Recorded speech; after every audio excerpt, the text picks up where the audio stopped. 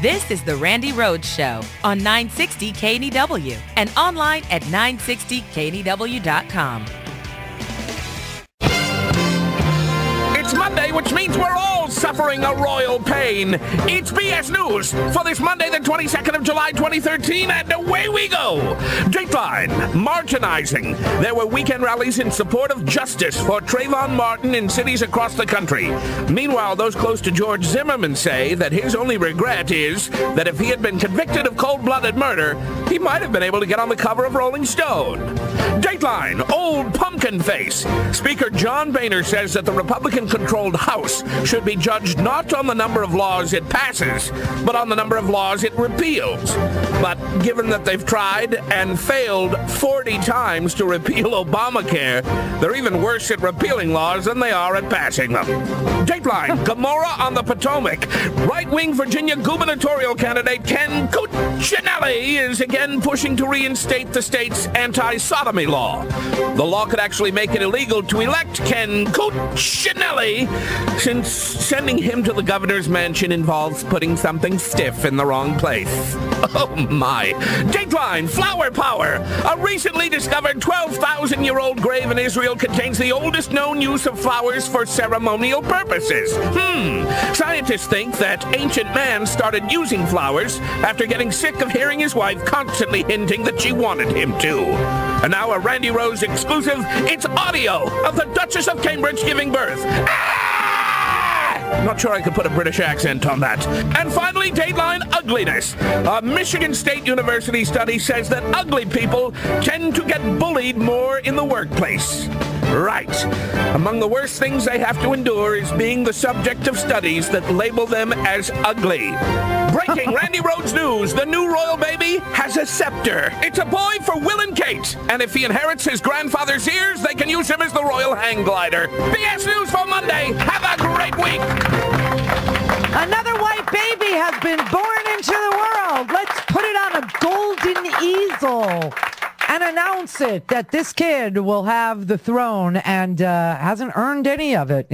But that's just the way they like it in the pasty white Europe. Okay, good. I'm glad. Congratulations on your vagina working. I don't know what to say. I mean, why do we make such a big damn deal about these royal births? This baby is the third in line for the throne of England and hasn't even taken a decent crap yet. I mean, all this privilege, unearned, and people wonder what white privilege is all about. In fact, I got a lot of emails, a ton of them, actually. We just pulled out, like 20 or 30 of them that really made me sit up and take notice. I'm going to read you, some of the happier ones first. This is from Mickey. I don't know where you are. I guess Georgia. She's in Augusta, Georgia. She said, this just happened to me. I thought it was fitting in light of today's topic, particularly the lens we each see the world through without thinking much about how different the lens is for different people. I was on my morning walk for fitness. I feel pretty privileged that I have that time.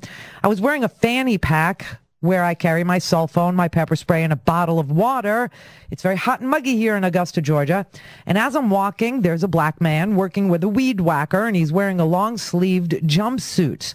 I smile, and I speak to him with a passing good morning, and he greets me back. I walked a few paces further, but it struck me with the heat, humidity, and his clothing, he could use the water far more than I could, so I decided to turn back and offer him my bottle of water.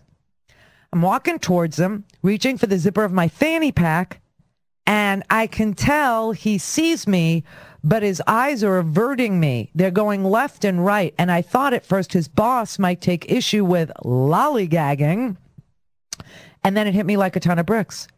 He was scoping out for a witness or an escape route because I was reaching into my fanny pack.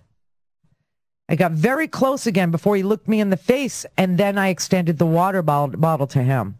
I am a white middle-aged woman in the state of Georgia. I could have easily been pulling out a weapon, my pepper spray, or any firearm. Being white, I have no fear of approaching a stranger or that my movements could be perceived as potentially dangerous.